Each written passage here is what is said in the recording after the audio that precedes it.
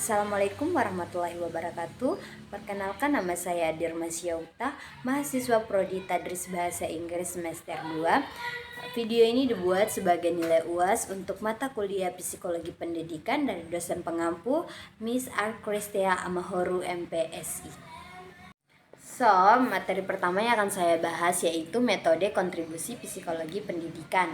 Berbicara tentang metode kontribusi, jadi metode itu adalah cara atau prosedur, sedangkan kontribusi adalah pengaruh yang diberikan oleh seseorang atau sesuatu terhadap suatu situasi, proyek, atau tujuan. Dalam psikologi pendidikan, terdapat beberapa metode kontribusi yang digunakan untuk memahami proses belajar dan mengajar. Yang metode pertama yaitu observasi. Metode ini melibatkan pengamatan langsung terhadap individu atau kelompok dalam konteks pendidikan. Jadi metode kontribusi ini tuh metode yang melibatkan pengamatan langsung, yaitu contohnya kita dalam kelas, dalam proses belajar mengajar itu kita menggunakan metode observasi. Metode observasi dapat dilakukan secara langsung di dalam kelas atau melalui penggunaan teknologi. Bisa juga kita Zoom gitu. Yang kedua adalah metode eksperimen. Metode ini melibatkan pengaturan situasi eksperimental untuk menguji hipotesis dan mendapatkan pemahaman yang lebih mendalam tentang faktor-faktor yang mempengaruhi proses belajar dan mengajar. Metode yang ketiga yaitu studi kasus. Metode ini melibatkan studi kasus analisis yang mendalam terhadap individu, kelompok, dan situasi tertentu dalam konteks pendidikan. Studi kasus dapat melibatkan pengumpulan data melalui wawancara, observasi, dan lain-lain. Metode yang keempat adalah survei. Metode ini melibatkan pengumpulan data dan sejumlah responden melalui kuesioner atau wawancara terstruktur. Survei digunakan untuk mengumpulkan informasi tentang sikap, persepsi, dan pengalaman individu terkait pendidikan. Metode yang kelima adalah analisis data. Metode ini melibatkan pengolahan dan analisis data yang telah dikumpulkan untuk mengidentifikasi pola, tren, dan hubungan dalam konteks pendidikan. Metode yang keenam adalah intervensi, yaitu metode ini melibatkan pengembangan dan implementasi program atau strategi intervensi untuk meningkatkan proses belajar dan mengajar. Yang terakhir adalah konseling atau dukungan psikologi. Metode ini melibatkan pemberian dukungan dan bimbingan psikologis. Hal ini dapat membantu mengatasi kesulitan, belajar mengelola emosi, dan lain-lain. Belajar dan mengajar dalam perspektif psikologi pendidikan. Hal ini merupakan interaksi antara guru dan siswa yang bertujuan untuk memfasilitas perubahan perilaku dan pemahaman siswa. Psikologi pendidikan memberikan wawasan tentang bagaimana individu belajar, mengembangkan kognitif, dan berinteraksi dalam konteks pendidikan. Dalam belajar dan mengajar, psikologi pendidikan menekankan pentingnya memahami karakteristik individu siswa seperti gaya belajar, kebutuhan kognitif, dan perkembangan psikologi mereka. Guru menggunakan pengetahuan ini untuk merancang strategi pengajaran yang efektif dan relevan. Jadi kalau guru itu, kita sebagai seorang guru yang nantinya menjadi fasilitator, kita tuh harus tahu siswa ini karakteristiknya bagaimana, dia punya gaya belajar, dia sukanya yang kayak bagaimana. Guru harus mengetahui itu karena untuk membantu mengembangkan kognitif mereka, guru juga harus tahu kan masing-masing siswa tuh mempunyai karakteristik yang beda-beda.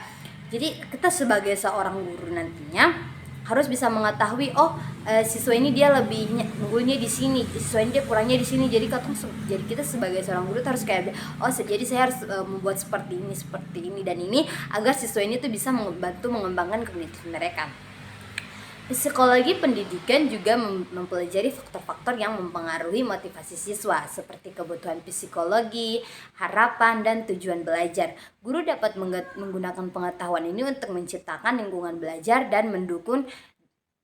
yang mendukung dan motivasi siswa. Jadi sebagai seorang guru, kita itu harus memberikan motivasi agar siswa itu dia tahu bahwa kedepannya dia tuh harus kayak seperti ini. Dengan motivasinya itu dia bisa meraih apa yang dia mau.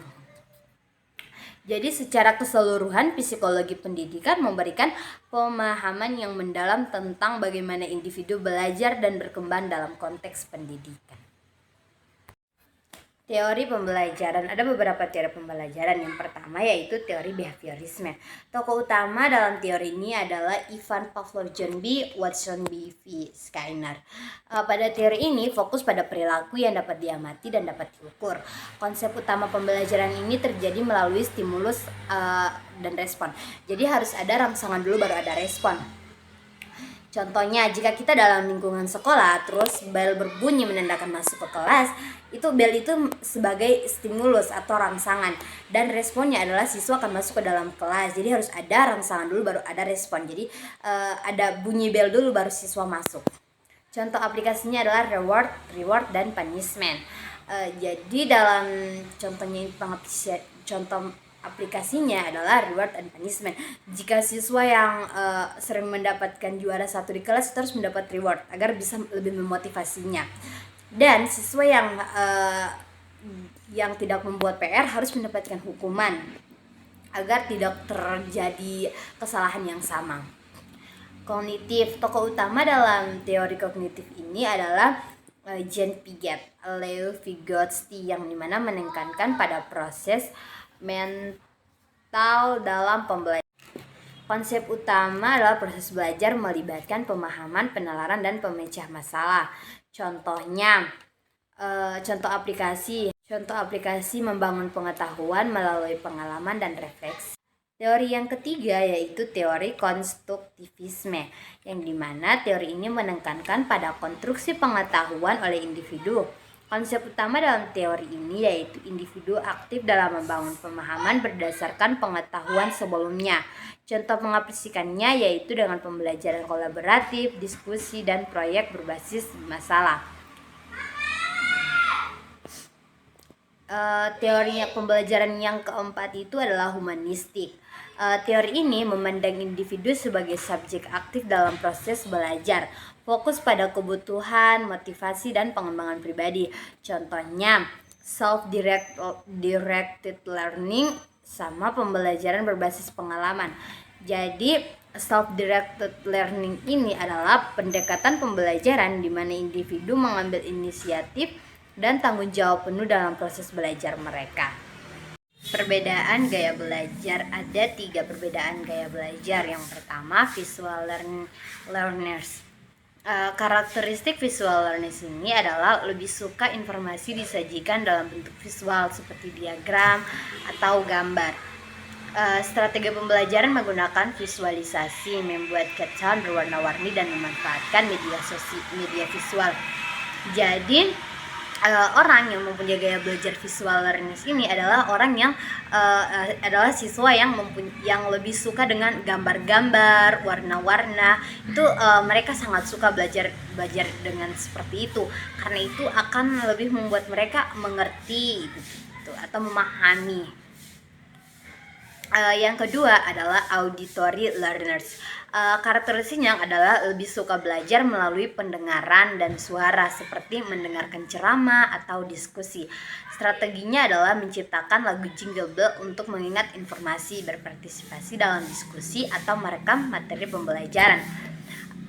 Jadi orang yang gaya belajarnya auditory learners itu adalah orang yang suka belajar dengan mendengar. Jadi kalau mereka tuh lebih suka mendengar daripada kayak hanya melihat gambar, tapi mereka tuh lebih bisa memahami dengan cara mendengar. Contohnya kadang kita juga merekam ulang apa yang diterangkan oleh guru agar kita tuh bisa mendengarnya berulang-ulang agar lebih bisa membuat kita lebih paham gitu. Jadi yang gaya belajar yang ketiga yaitu kinestetik, belajar lebih melalui pengalaman langsung dan aktivitas fisik, melibatkan diri dan praktik langsung atau eksperimen. Jadi orang yang mempunyai gaya belajar kinestetik adalah orang yang lebih suka belajar belajar praktek. Contohnya orang yang belajar biologi lebih suka lebih mudah memahami materi itu dengan cara dipraktekkan langsung. Terus orang yang pelajaran penjas juga lebih suka belajar tuh dengan cara langsung dipraktekkan, bukan hanya teori tapi juga langsung dipraktekkan agar lebih mudah dimengerti. Jadi orang dengan gaya belajar kinestetik ini lebih mudah memahami materi dengan cara dipraktek langsung, bukan hanya belajar teori tapi langsung dipraktekkan. Gangguan perilaku dan kesalahan belajar. Yang pertama adalah attention deficit atau hyperactive disorders. Gangguan ini ditandai dengan kesulitan memperhatikan, hiperaktif dan implisit. Yang kedua adalah optional defiant disorder, yaitu gangguan yang melibatkan pola dan perilaku yang bertentangan dan menantang dan defensif terhadap otoritas. Yang ketiga adalah autism spectrum disorder, gangguan yang mempengaruhi interaksi sosial, komunikasi, perilaku. Yang keempat adalah conduct perilaku, gangguan yang melibatkan perilaku agresif, melanggar hukum, dan tidak mengindahkan hak orang lain. Yang kelima adalah intermittent expansive disorder.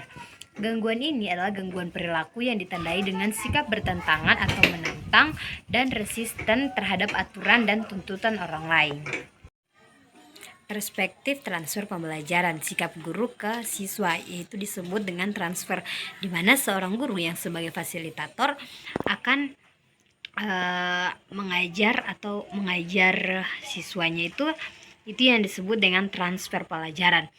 Motivasi, senang masuk pelajaran, suka guru, senang pengajaran. Jadi siswa yang motivasinya tinggi atau suka dengan guru, suka dalam guru ini dalam artian siswa tersebut senang cara mengajarnya guru. Jadi siswa tuh bukannya bosan tapi malah tambah semangat, kebiasaan belajar dan suka belajar. Konsep diri dari arah 10 tahun ke depan mau jadi apa. Jadi perspektif transfer pembelajaran ini kita harus mempunyai konsep diri yang contohnya mulai dari 10 tahun ke depan saya mau jadi apa,